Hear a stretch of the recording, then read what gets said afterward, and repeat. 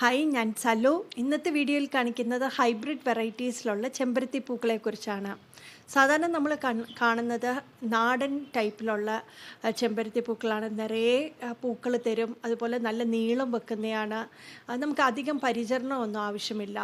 Hybrid വെറൈറ്റീസിലുള്ള ചെമ്പരത്തി പൂക്കളാവുമ്പം ഒരുപാട് കളേഴ്സിലുള്ള, ഒരുപാട് വെറൈറ്റി കളേഴ്സിലുള്ള ചെമ്പരത്തിയും അത് നല്ല വലുപ്പമുള്ള ചെമ്പരത്തിയും കാണാൻ സാധിക്കും. അതുപോലെ തന്നെ മിനിയേച്ചർ ടൈപ്പിലെ ചെമ്പരത്തി പൂക്കളുടെ ഇപ്പോഴത്തെ കളക്ഷൻസ് വരുന്നുണ്ട്. അതിൻ്റെ അകത്ത് ഒരു ചെറിയ പോട്ടുണ്ടെങ്കിൽ പോലും, പ്രത്യേകിച്ച് നമ്മൾ ഫ്ലാറ്റിലൊക്കെ താമസിക്കുന്നവരാണെങ്കിൽ ചെറിയ ഒരു ബാൽക്കണി ഉണ്ടെങ്കിൽ പോലും നമുക്കവിടെ വളരെ മനോഹരമായിട്ട് ഒതുക്കത്തിൽ നല്ല ബുഷിയായിട്ട് വളർന്ന രീതിയിൽ ഉള്ള മിനിയേച്ചർ ടൈപ്പും ഉണ്ട്. പക്ഷേ മിനിയേച്ചർ ടൈപ്പിന് ഒരുപാട് രോഗം വരാനുള്ള സാധ്യത കൂടുതലാണ്. ഹൈബ്രിഡ് വെറൈറ്റീസിലുള്ളതിൻ്റെ അകത്ത് കുറച്ചും കൂടെ പൊക്കം വെക്കും, മിനിയേച്ചറിനെ അപേക്ഷിച്ച് കുറച്ചും കൂടെ പൊക്കം വെക്കും. പക്ഷെ നല്ല ഭംഗിയാണ് കാണാനായിട്ട് ആ ചെടി തന്നെ.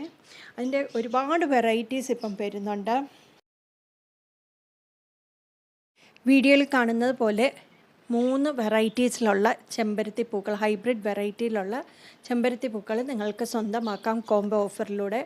ഇതിന് 260 രൂപയാണ്, 260 റുപ്പീസാണ് 3 ചെമ്പരത്തി പൂക്കളും കൂടെ കോംബോ ഓഫറിൽ കൊടുക്കുന്നത്. നിങ്ങൾക്ക് ജിജി മാമിനെ കോൺടാക്റ്റ് ചെയ്യാം.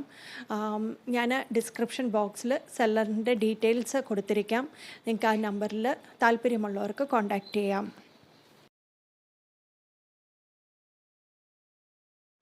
ഹൈബ്രിഡ് വെറൈറ്റീസിലുള്ള ചെമ്പരത്തി പൂക്കൾ വളർത്തുന്ന സമയത്ത് ശ്രദ്ധിക്കേണ്ട കുറച്ച് കാര്യങ്ങളുണ്ട്. ആദ്യം ശ്രദ്ധിക്കേണ്ട കാര്യം മണ്ണിൽ ഈർപ്പം നിലനിർത്തുക എന്നുള്ളതാണ്. ഒരുപാട് വെള്ളം വന്ന് കെട്ടിനിന്ന് ആ ചെടി ചീത്തയാവാനുള്ള ചാൻസ് ഉണ്ട്. അതുപോലെ തന്നെ ആ ചെടിയിൽ പെട്ടെന്ന് മഞ്ഞ കളറിൽ ഇലകളുണ്ടാവുകയും അതുപോലെ പൂമുട്ടുകൾ വന്നിട്ടുണ്ടെങ്കിൽ അതെല്ലാം കൊഴിഞ്ഞു പോകുന്നതും കാണാം. ഇനിയും വെള്ളം കുറഞ്ഞു പോയാലും വളരെ ബുദ്ധിമുട്ടാണ്. കാരണം ഇതുപോലെ തന്നെ മണ്ണ് കട്ടിയാകുകയും അതിൽ വായുസഞ്ചാരം നടക്കാതെയും വരാനുള്ള ചാൻസ് ഉണ്ട്.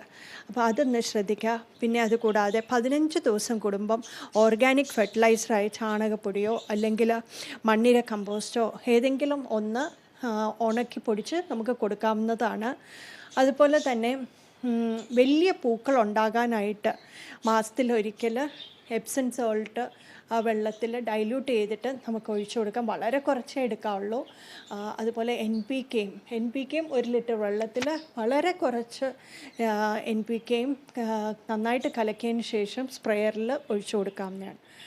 അതുപോലെ തന്നെ ഇതിൽ ഏറ്റവും വലിയൊരു പ്രശ്നം, ഇതിൽ ഫംഗൽ അറ്റാക്ക് ഉണ്ടാകും ഈ ചെടികളിൽ.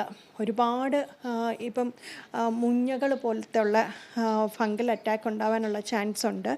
അപ്പം അതിനൊക്കെ ഏറ്റവും നല്ലത് വേപ്പിൻ എണ്ണയാണ്.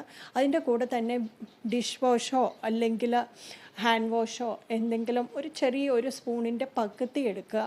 ഈ 1 ലിറ്റർ വെള്ളത്തിലേക്ക് വേപ്പെണ്ണ, നീം ഓയിൽ, അതുപോലെ തന്നെ ഹാൻഡ് വാഷോ ഈ വെള്ളത്തിലൊഴിച്ച് നന്നായിട്ട് കുലുക്കി സ്പ്രെയറിലാക്കി സ്പ്രേ ചെയ്ത് കൊടുക്കുന്നത് വളരെ നല്ലതാണ്.